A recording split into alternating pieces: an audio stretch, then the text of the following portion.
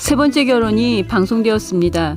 다정이가 아버지 신덕수에게 어머니 윤 여사가 입혀줬던 황금 베넷 저고리를 전해주기 위해 납골당을 찾았는데요. 고사리가 신덕수의 납골당 위치를 알아내 노엘과 함께 갔습니다. 노엘과 고사리는 방금 전 누군가 찾아와 꽃을 놓고 간 걸 발견해요. 한편 다정이는 신덕수의 유골함 옆에 황금 베넷 저고리와 고은이의 편지를 남겨두고 문을 닫는 걸 잊고 자리를 떴는데요. 노엘이 고은이가 아버지 신덕수에게 남긴 편지를 발견해요. 노엘은 죽은 줄 알았던 딸 고은이가 살아있다는 걸 알고 방금 전 아버지를 찾아왔던 고은이를 애타게 부르는데요. 고사리가 납골당 CCTV를 확인해서 다정이가 노엘의 딸 신고은이라는 걸 알아냅니다. 노엘이 제대로 각성할 것으로 예상합니다. 딸 고은이를 찾으며 27년 전 왕제국과 관련된 기억도 되찾게 되는데요. 왕제국은 자수하려는 아들 왕지훈을 정신병으로 몰아서 병원에 입원시키겠다고 협박했을 만큼 악랄한 사람인데요. 노엘과 결혼하기 위해 지훈의 엄마를 내쫓을 때도 일부러 지훈이가 엄마가 호텔에서 다른 남자를 만나는 걸 보게 해 왕지훈이 친엄마를 찾지 않게 파렴치한 행동을 했습니다.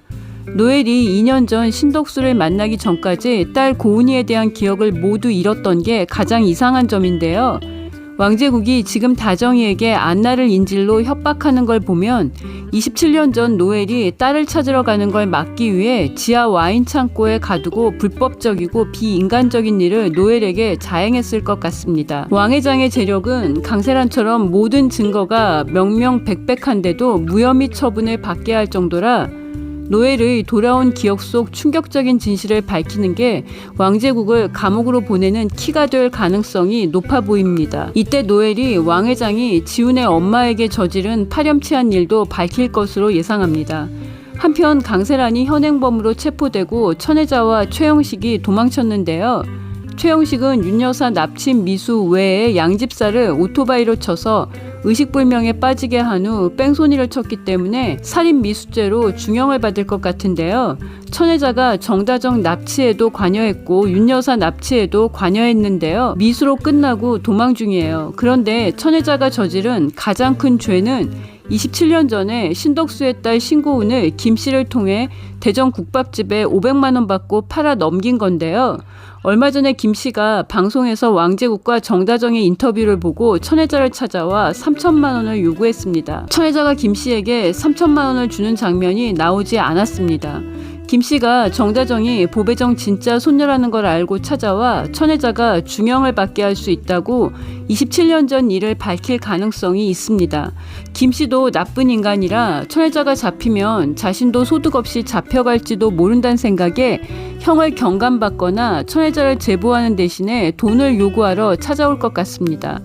다정이가 딸 안나를 찾았고 할머니 윤 여사를 만났는데요. 엄마 미네일도 곧 만날 텐데요. 돌아온 미네일의 기억 속에 왕제국이 짓밟은 신덕수 가족의 인생이 있을 것 같습니다. 왕제국이 최종 빌런이라 복수를 위해 잘못된 선택을 한 다정이의 이혼이 쉽지 않을 것 같은데요. 윤 여사와 미네일이 힘을 합쳐야 가능할 것으로 보입니다.